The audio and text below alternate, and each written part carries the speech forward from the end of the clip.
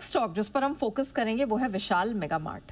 इसमें क्या अच्छा और क्या खराब है, क्या डिटेल्स निकल कर आ रही हैं, ये सब बताने के लिए आशीष हमारे साथ जुड़ चुके हैं। आशीष, स्टॉक प्रेशर में है, डेज लो पर है, आपके पास क्या डिटेल है इसको लेके? देखिए, आज इस स्टॉक के ऊपर अगर आप देखें तो दो ब्रोकरेज हाउस की तरफ से कवरेज की शुरुआत की गई थी। एक तो जेफरीज, जहां पर ये करंट मार्केट प्राइस से ऊंचे के टारगेट के साथ खरीदारी की राय दे रहे हैं और कवरेज की नई शुरुआत की है, और बर्नस्टीन जिनकी तरफ से बेरिश व्यू निकल कर आया 90 रुपए के टारगेट के साथ। तो इसमें रिपोर्ट में हम आपको बताएंगे कि इस स्टॉक के अंदर क्या अच्छा है क्या खराब है, फैसला आपको करना है। सबसे पहले अगर आप देखें तो जेफरीज की रिपोर्ट अगर आप देखें तो काफी ज्यादा इलाबोरेटेड है। ये बता रहे हैं कि अगर आपको रिटेल स्टोरी को कैप्चर करना है तो ये स्टॉक काफी अट्रैक्टिव नजर आता है। कारण ये कि इनके ज्यादातर जो स्टोर्स हैं, तकरीबन 70% जो इनके स्टोर्स हैं वो छोटे शहरों में है, और साथ में अगर आप देखें तो इनका जो ओन्ड ब्रांड बिजनेस है ये करीब करीब 72% कंट्रीब्यूट करता है इनके ओवरऑल बिजनेस में। और साथ में अगर आप देखें तो डाइवर्सिफिकेशन का भी फायदा। अपैरल में भी अगर आप देखें तो बहुत ही लो कॉस्ट से इनकी शुरुआत होती है। 89 रुपीज से इनके अपैरल सेगमेंट की शुरुआत हो जाती है, तो छोटे शहरों में इसको काफी पॉपुलर माना जाता है। इसी के साथ अगर आप देखें तो ये बता रहे हैं कि अर्निंग्स में तकरीबन 27% CAGR की बढ़त देखने को मिल सकती है, और जो ट्रिपल SG ग्रोथ है ये हाई सिंगल डिजिट देखने को मिलेगी। साथ में नेट कैश भी है, ROCs भी काफी अट्रैक्टिव है 40% प्लस के। तो इसी के चलते अगर आप देखें तो जेफरीज को तो स्टॉक ठीक ठाक लग रहा है, पसंद आ रहा है।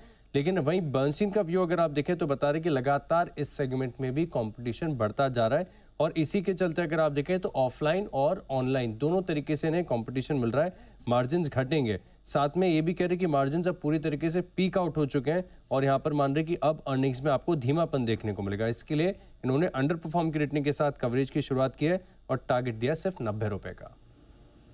बर्नस्टीन 90 रुपए और सामने जेफरीज 125। आप किसके साथ हैं? मैं तो दोनों के साथ हूँ। दोनों के साथ? वाह। और दोनों ही अगर आपको साथ में लेना चाहें तो सनी अग्रवाल साहब के साथ चलते हैं। सनी जी, किसकी रिपोर्ट ज्यादा ठीक लगती है, 90 वाली या 125 वाली?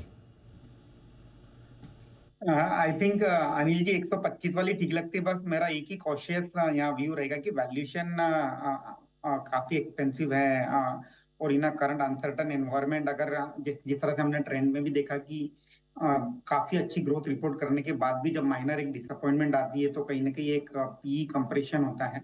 तो एक वो फियर मुझे लगता है कि इन सच अ ग्लोबल अनसर्टन एनवायरनमेंट थोड़ा सा ये एक डर बना रहता है, तो थोड़ा सा संभल कर काम करने की राय रहेगी विशाल मेगा मार्ट। बिल्कुल, ये बात सही कही। थोड़ा सा भी इनकी परफॉर्मेंस हिले तो फिर पी री-रेटिंग हो जाती है।